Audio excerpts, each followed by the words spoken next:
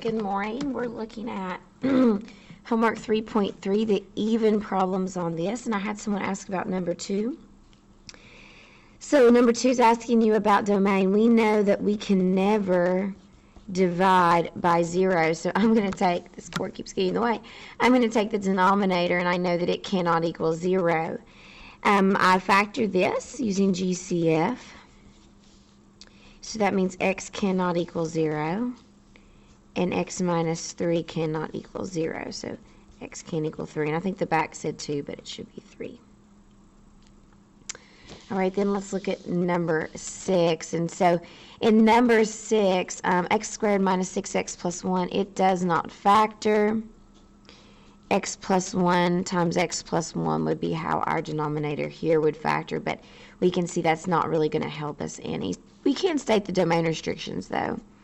We know x can't equal negative 3, and it can't equal negative 1. And so I look at the answer on the back and see that I'm distributing to try to get that answer. So I'm going to distribute the numerator. X times x is x cubed minus 6x squared plus x minus 2x squared plus 12x minus 2.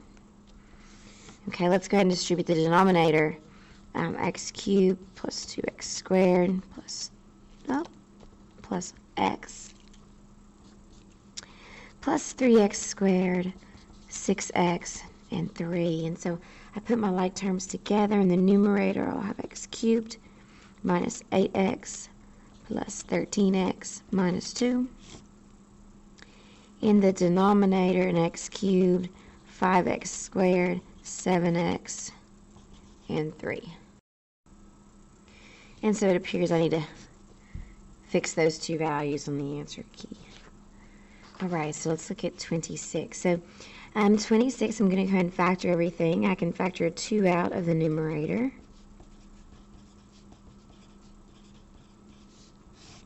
A 3 out of our denominator here.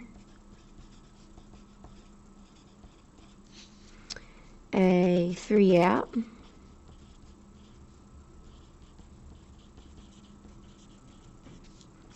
And a 4.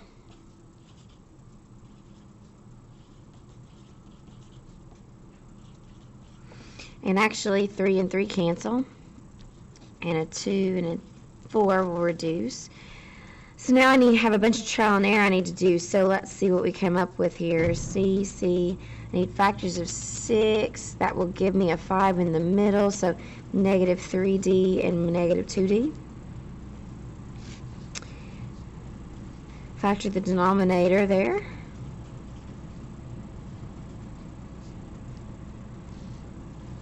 And let's go ahead and factor 5c squared plus 4cd minus d.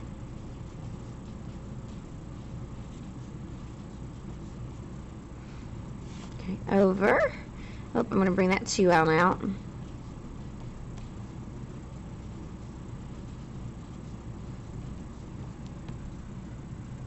All right.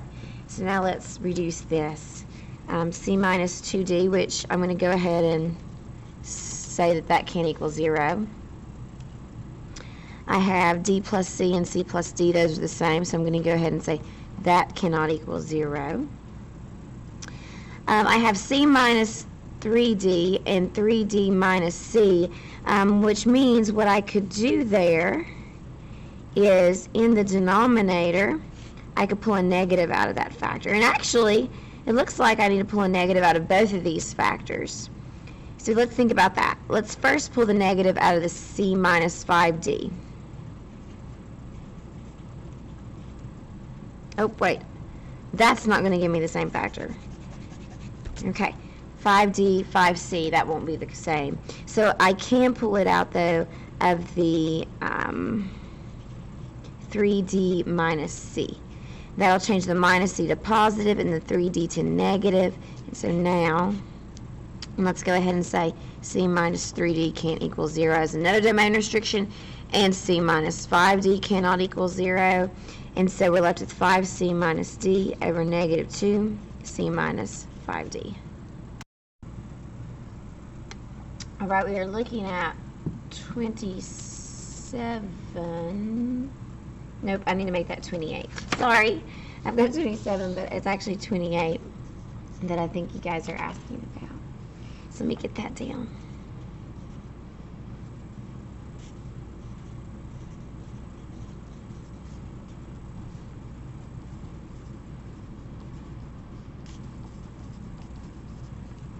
Okay, so let's go ahead and factor everything. 7a cubed b over 3a, a minus 7, which means we already have a couple domain restrictions. A cannot equal 0, nor can it equal 7. Divided by 14a squared b cubed, factor out the 6, I get a minus 7. That does not produce any new domain restrictions. Since this is division, I am going to go ahead and change the division to multiplication and reciprocate, which now has produced domain restrictions of a can't equal 0, which we already have, I don't need to list that again, and b can't equal 0. Alright, so let's see what we can do. I have an a, which can cancel, make this a squared, but then actually I have an a squared, so the a's are gone. I have a b, so that's going to be b squared. 7 goes into 14 twice, 3 goes into 6 twice, a minus 7 cancels with a minus 7, so it looks like in my numerator I'm left with 2, in the denominator 2b squared, but actually those cancel, so 1 over b squared.